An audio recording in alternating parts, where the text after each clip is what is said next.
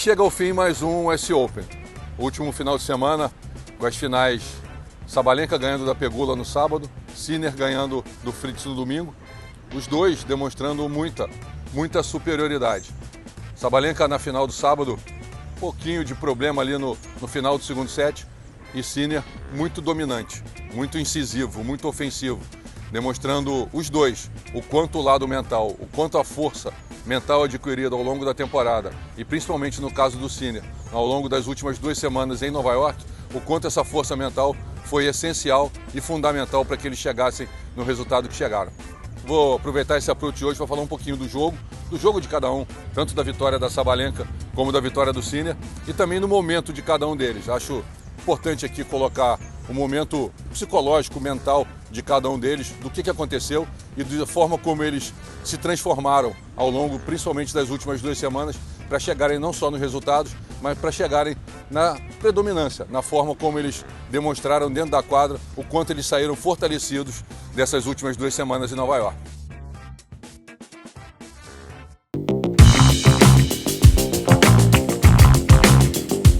Primeiro, a final do sábado da Sabalenka contra a Pegula. Um grande jogo.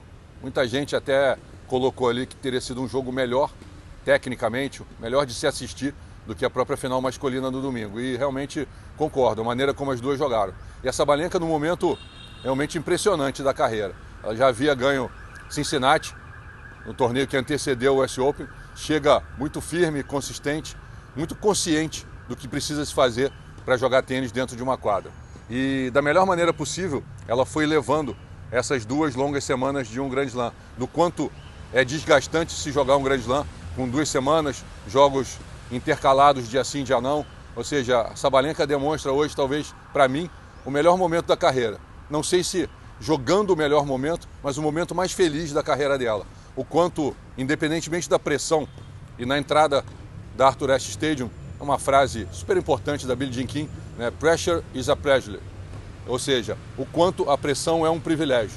E a Sabalenka hoje entende e exercita muito bem o privilégio de jogar sob pressão. E da forma mais leve possível.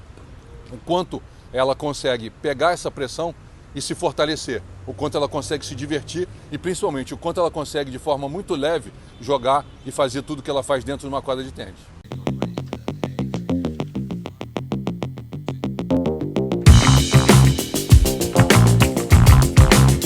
Já na final masculina do domingo, Sinner realmente impressionante.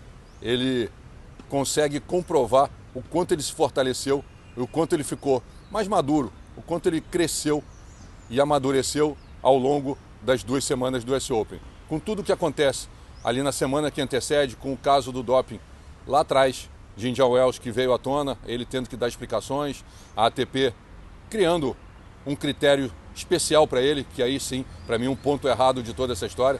Sinner fez a parte dele, buscou de todas as formas defesa para o caso, acabou sendo absolvido, só condenado com a perda dos pontos e da premiação de Indian Wells, e ele fez a parte dele e entrou na quadra para jogar tênis.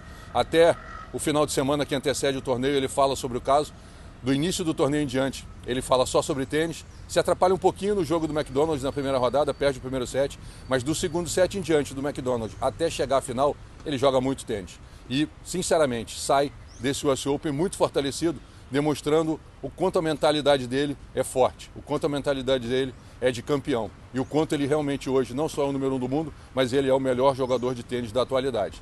Muita coisa para acontecer ainda, para terminar a temporada, mas tanto Sabalenka no feminino quanto o Sinner no masculino demonstram o nível de superioridade dele em relação a todo o resto do circuito.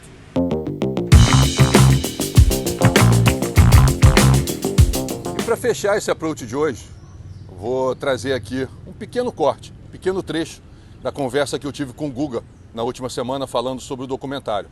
Ontem, 10 de setembro, foi aniversário do Guga e lançamento da série de documentários do Guga, Guga por Kirten, que eu tive honra, prazer, privilégio de participar nos 5 episódios.